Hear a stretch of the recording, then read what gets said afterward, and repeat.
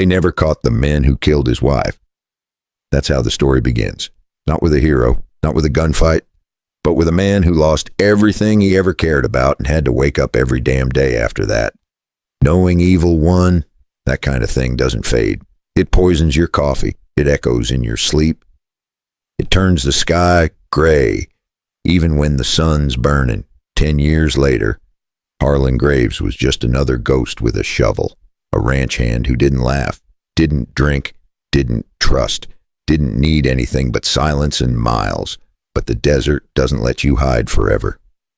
He was checking fence posts that morning, like always, boots in dust, hat pulled low, cussing at the wind. That's when he saw it. A flash of white, just off the ridge.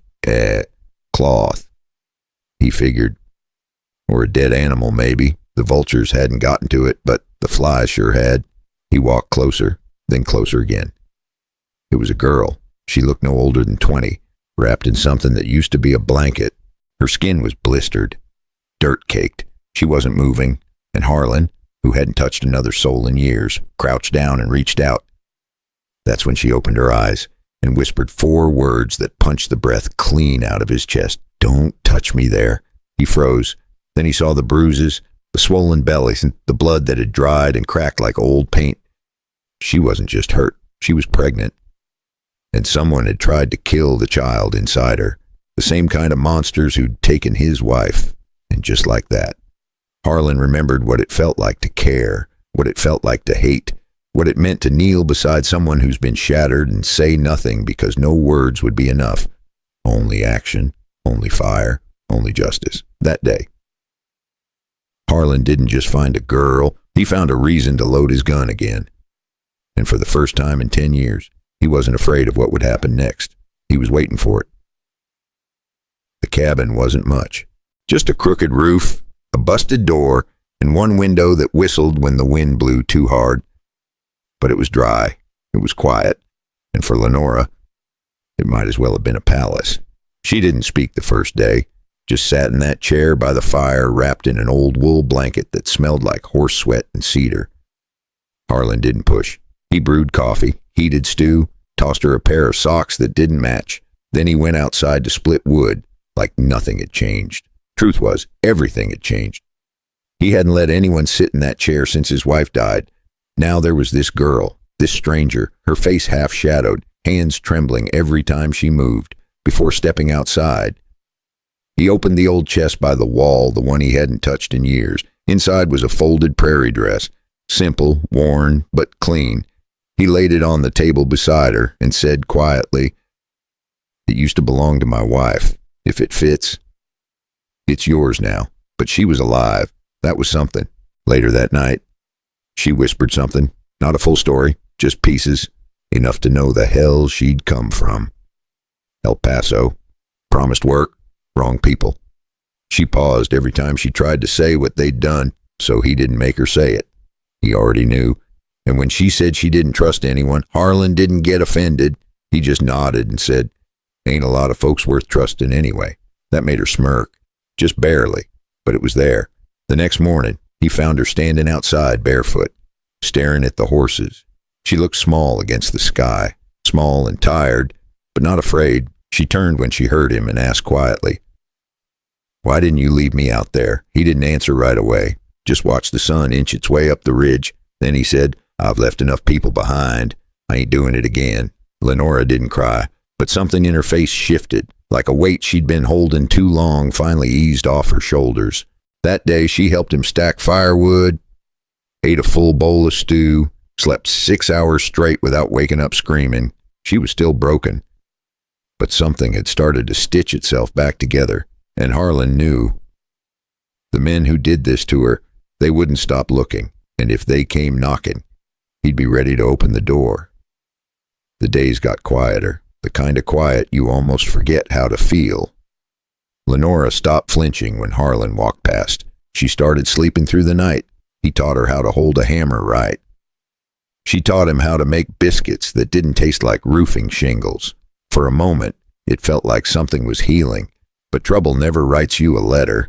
It just shows up. That morning, Harlan was out fixing the water pump when he noticed the crows. 5 of them, circling low, way too low for scavengers without a reason. He followed their path with squinting eyes, hand already near the rifle leaning on the porch. That's when he saw the glint, a shimmer of metal from the ridge. Someone was out there, someone watching. He didn't run. Harlan hadn't run from anything since 1864. He just stepped back inside and loaded his rifle with slow, practiced hands. Lenora was in the kitchen, humming, when the first shot cracked. It hit the edge of the porch, splintering wood just inches from the doorway. She screamed. Harlan didn't. He fired back once, hitting nothing but tree bark, but it was enough. The shot from the ridge stopped. Then a voice rang out, too far to see the face, but close enough to hear the words clear. "She's ours. We're coming for her." Then silence. Lenora collapsed to her knees. Harlan closed the door gently behind him and said, "Get some water. We're not done yet."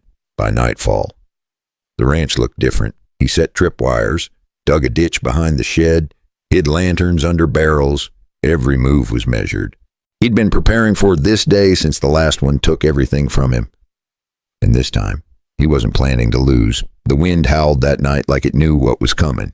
And if you're still watching this, friend, that probably means you want justice just as much as Harlan does. If you do, go ahead and hit that subscribe button. That way, you won't miss what happens when the devil finally knocks, and he will knock. They came just before midnight.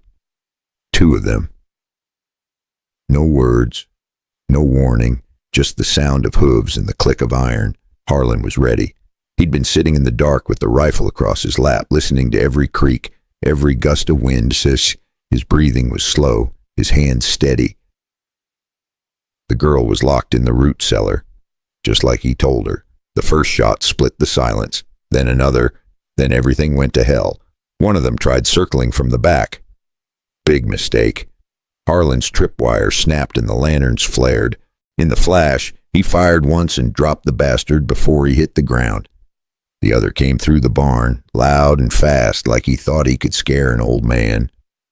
Harlan stepped into the open. The gunfight lasted 5 seconds, maybe 6, long enough for one man to bleed out in the hay and the other to walk away limping.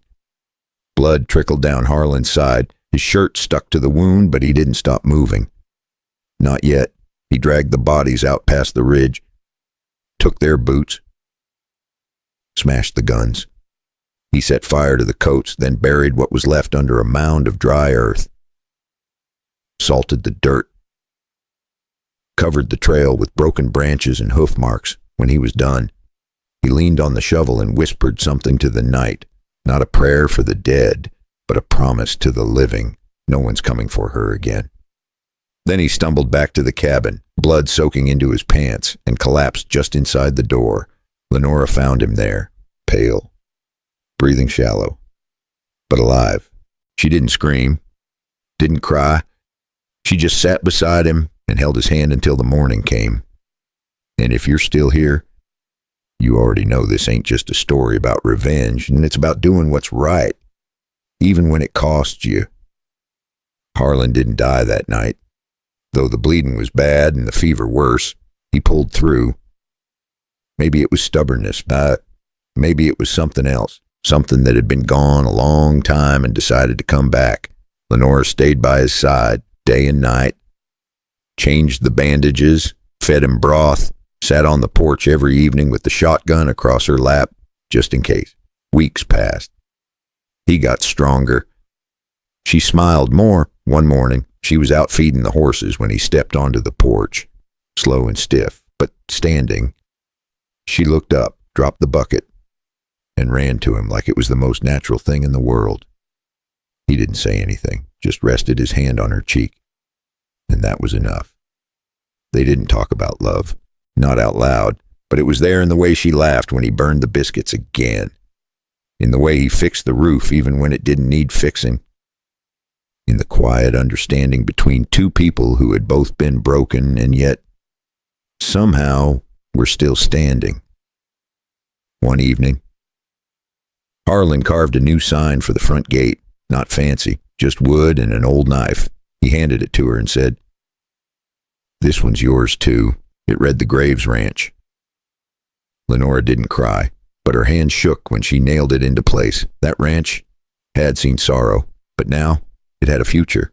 Sometimes healing doesn't come all at once. Sometimes it looks like chores and warm stew and someone remembering your name, but it comes. If you fight for it, if you let it. And maybe that's what this story was really about. Not the gunfire, not the blood, but what comes after. Let me ask you something, friend. What would you do if someone knocked on your door asking for mercy? Would you open it, or would you open fire? Would you walk away from the pain of your past, or would you turn back and fight it for someone else who couldn't? We all carry wounds, but sometimes it's the scarred who build the safest homes. If this story meant something to you, if it made you feel, even just for a minute, then go ahead and hit that like button. Subscribe to the channel. We've got more stories like this coming. Stories that remind us what it means to lose, to fight, and to love anyway. Hey, because in the end, that's all any of us really want to matter to someone, and maybe, just maybe, to be the reason they believe again.